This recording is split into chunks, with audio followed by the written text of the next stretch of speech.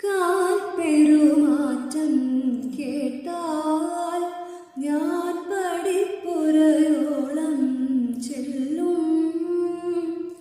കാൽത്തള കിലുങ്ങാതെ നടക്കും.